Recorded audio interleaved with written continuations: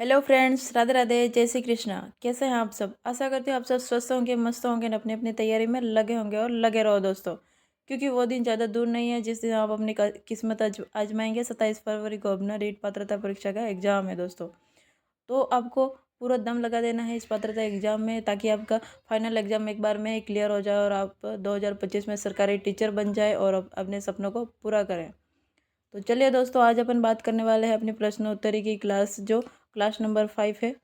और इससे पहले इस चैनल पर 4 क्लासें हो चुकी है। 2022 से लेके 2015 तक के पेपर हो चुके हैं दोस्तों। तो जिस किसी ने भी नहीं देखा है तो वो जा कर के देख लीजिए दोस्तों। फ्रेंड्स, आप सभी का मैं एक बार फिर से स्वागत करती हूँ एनके लर्निंग प्लेटफॉर्म पर। आप सभी साथी जल्दी से जुड़ जाइए और वीडियो को लाइक, शेयर और कमेंट जरूर करिए दोस्तों। चलिए दोस्तों, क्लास की शुरुआत करते हैं और आप वीडियो के अंत तक बने रहिए दोस्तों। वीडियो को पूरा देखिए और आप ये पेपर पूरा करिए दोस्तों। आज अपने पेपर रहने वाला है वो है राजस्थान अध्यापक पात्रता परीक्षा 2012 का पेपर, और जिसका आयोजन हुआ है 9 फरवरी 2012 को। ये लेवल फर्स्ट का पेपर है और उसमें भी लैंग्वेज फर्स्ट हिंदी का पेपर।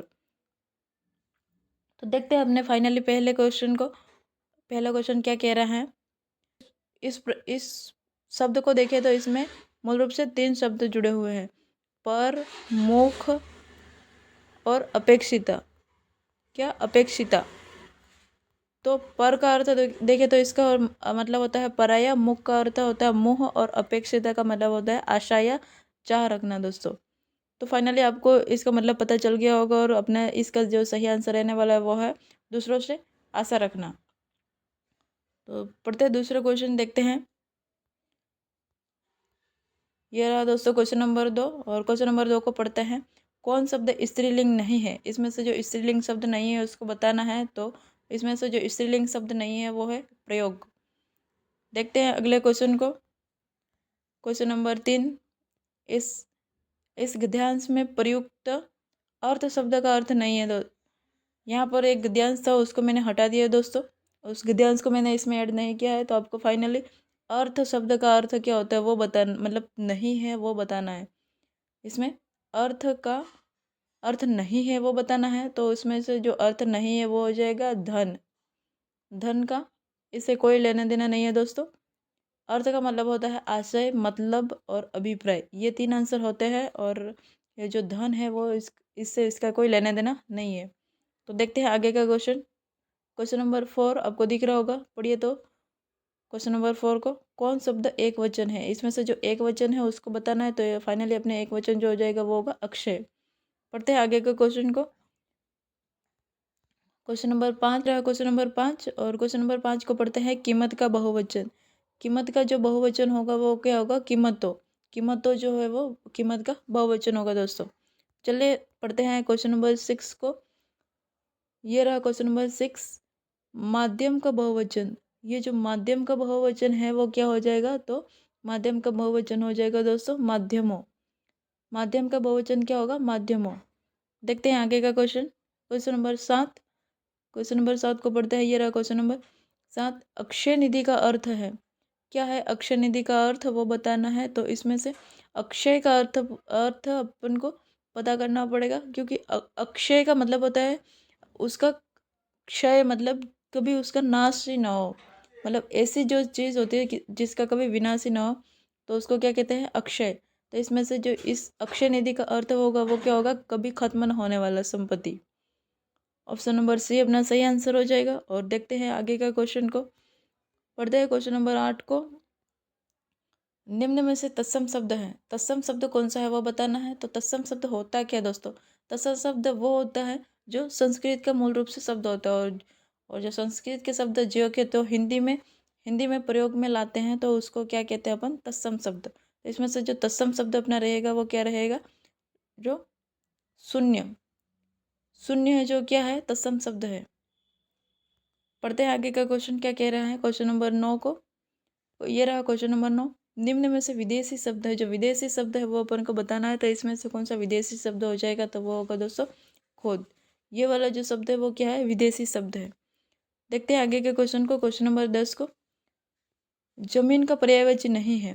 तो जमीन का इसमें से जो पर्यायवाची नहीं है वो बताना है। तो पृथ्वी, धरती और धरणी, ये 3 तो है, और जो विटप है ये जमीन का पर्यायवाची शब्द नहीं है दोस्तों। तो अपना सही आंसर क्या हो जाएगा? विपट। चलिए देखते हैं आगे का क्वेश्चन। क्वेश्चन नंबर 11, अनुकरण विधि रचना के लिए उपयुक्त है। अनुकरण विधि है वो रचना के लिए उपयुक्त है, तो कौन से स्तर के लिए उपयुक्त है वो बताना है अपन को यहाँ पर। तो ये उपयुक्त है प्रारंभिक स्तर के लिए। प्रारंभिक स्तर के लिए अनुकरण विधि उपयुक्त है दोस्तों। चलिए आगे का क्वेश्चन देखते हैं, क्वेश्चन नंबर 12 को। ये रहा क्वेश्चन नंबर 12।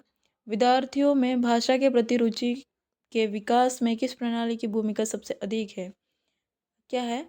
विद्यार्थियों में भाषा के प्रति रुचि में विकास में किस प्रणाली की भूमिका सबसे अधिक है? तो वो है अवलोकन की। किसकी भूमिका अधिक है दोस्तों? अवलोकन की भूमिका अधिक है, जिससे वो क्या कर सकता है? भाषा के प्रति रुचि में विकास कर सकता है। तो वो कौन सा है? अवलोकन। देखते हैं आगे का क्वेश्चन, क्वेश्चन नंबर 13। भाषा कौशलों की संख्या है। भाषा कौशलों की संख्या कितनी है दोस्तों? तो वो है 4। आप सभी को पता होगा भाषा कौशलों के प्रकार। पहला होता है एल, एस, आर और डब्ल्यू। ये इसका क्रम होता है दोस्तों, यही इसका क्रम होता है। एल का मतलब होता है दोस्तों लिसनिंग, एस का मतलब होता है स्पीकिंग, बोलना, और रीड का मतलब होता है पढ़ना, और डब्ल्यू का मतलब होता है लिखना दोस्तों। तो चलिए आगे का क्वेश्चन देखते हैं।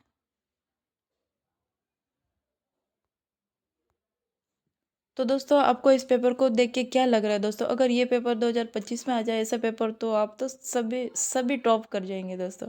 लेकिन इतना सरल पेपर तो अब तो नहीं पूछते, ये तो 2012 की बात है दोस्तों। तो चलिए अपन अपनी तैयारी अपने हिसाब से पूरी रखते हैं, अपन भी हो ही जाएंगे पास। तो पास ही नहीं दोस्तों, अपन को क्या करना है? टॉप करना, टॉप लेवल की तैयारी करनी है, तब जाके अपना कहीं सिलेक्शन होगा। तो देखते हैं क्वेश्चन नंबर अपना अगला क्वेश्चन है 14, जिसको देखते हैं जीवित का विलोम है। तो जीवित का क्या विलोम है इसका बताना है। तो जीवित का विलोम हो जाएगा मृत। आगे का क्वेश्चन देखते हैं, क्वेश्चन नंबर 15। कौन शब्द में प्रत्यय नहीं है? प्रत्यय नहीं है वो बताना है। तो इसमें से जो प्रत्यय नहीं है तो वो होगा कि कौन से शब्द में प्रत्यय नहीं है? तो वो पीढ़ी शब्द में प्रत्यय नहीं है दोस्तों। देखते हैं आगे का क्वेश्चन, क्वेश्चन नंबर 16 को। मिलजुल मिलजुल समास का विग्रह है। मिलजुल समास का विग्रह क्या है दोस्तों? तो मिलजुल समास का विग्रह होगा वो क्या होगा? मिल और जुल। दोस्तों इसमें कौन सा समास है अगर आप बताओ तो कमेंट बॉक्स में ज़रूर बताना, इसमें कौन सा समास है। इसमें है द्वंद्व समास। कौन सा समास है दोस्तों? द्वंद्व समास। और द्वंद्व समास के उदाहरण क्या होता है दोस्तों? आप कमेंट करके कमेंट बॉक्स में ज़रूर बताइएगा। क्वेश्चन नंबर 17, निम्न में से अव्यय है। तो इसमें से जो अव्यय है उसको बताना है। तो अव्यय ये रहा एक। एक जो लिखा हुआ वो क्या है? अव्यय। अव्यय है ये। अव्यय की परिभाषा देखें तो क्या होती है दोस्तों? अव्यय ऐसा शब्द होता है जिस पर लिंग, वचन, कारक किससे किसी भी प्रकार का कोई बदलाव ना हो, तो वो क्या होता है? अव्यय शब्द। क्या होता है? अव्यय शब्द। तो देखते हैं आगे का क्वेश्चन, क्वेश्चन नंबर 18। श्रुत लेख से किस कौशल का अधिक विकास होता है? तो दोस्तों श्रुत लेख का मतलब क्या होता है? यानी कि सुनकर लिखना। तो उसमें किस कौशल का विकास होगा? श्रवण लेखन। श्रवण यानी सुनना और लेखन यानी लेखना। तो सुनकर लिखने से किसका विकास होगा? श्रवण लेखन का। देखते हैं आगे का क्वेश्चन, क्वेश्चन नंबर 19। कौन अशुद्ध वर्तनी का कारण नहीं है दोस्तों? इसमें से जो अशुद्धि वर्तनी का कारण नहीं है वो बताना है। तो अशुद्धि वर्तनी का कारण नहीं है वो कौन सा है? जलवायु।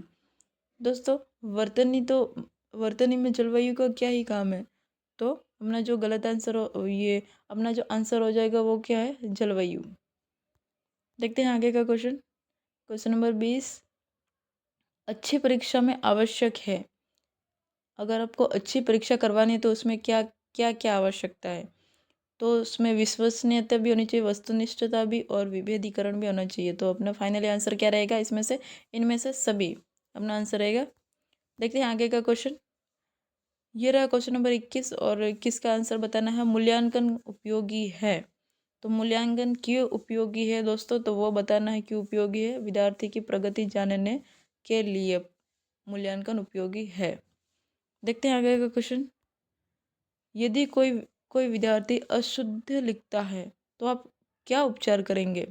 इस प्रश्न का आंसर है दोस्तों, अगर कोई विद्यार्थी अशुद्ध लिखता है तो आप उसके लिए क्या करेंगे? तो वो करेंगे अपन क्या करेंगे? उपचारात्मक शिक्षण। दोस्तों विद्यार्थी क्यों अशुद्ध लिख रहा है उसका अपन पहले पता करेंगे, फिर उसका क्या करेंगे? उपचार करेंगे, यानी कि उसकी समस्या का समाधान करेंगे। देखते हैं आगे का क्वेश्चन नंबर 13 को। ये रहा क्वेश्चन नंबर 13। मेरा मित्र राकेश बहुत अच्छा चित्रकार है। इस वाक्य में क्या है? विधेय। विधेय दोस्तों, अगर आपने पढ़ा हो तो अगली वाली क्लास में भी ये प्रश्न आया था कि विधेय और उद्देश्य का। तो जो विधेय मूल रूप से होता है वो होता है क्या? जो वाक्य के पहले तो वाक्य के दो अंग होते हैं, कौन सा? उद्देश्य और विधेय। क्या दोस्तों? उद्देश्य और विधेय दो वाक्य के अंग होते हैं। तो इसमें से जो विधेय का मतलब पूछ रहा है वो क्या हो जाएगा? इसमें एक बहुत अच्छा चित्रकार। ये जो बहुत अच्छा चित्रकार है वो क्या हो जाएगा? विधेय। और अगर उद्देश्य से पूछे तो मेरा मित्र राकेश। क्या दोस्तों? मेरा मित्र राकेश है जो क्या है? उद्देश्य है। और बहुत अच्छा चित्रकार है ये पूछे तो ये क्या हो जाएगा? उद्देश्य। तो अपना आंसर रहेगा, क्या रहेगा? बहुत अच्छा चित्रकार है। चलिए आगे का क्वेश्चन देखते हैं। क्वेश्चन नंबर 24 को। सलमा घर जाती है। क्या? सलमा घर जाती है वाक्य है, यानी कि वाक्य कैसा वाक्य ये बताना है इसमें। तो ये रहेगा सरल वाक्य। दोस्तों वाक्य कितने प्रकार के होते हैं? रचना या संरचना के आधार पर पूछे तो वाक्य 3 प्रकार के होते हैं। कौन कौन से? सरल, संयुक्त और मिश्र वाक्य दोस्तों।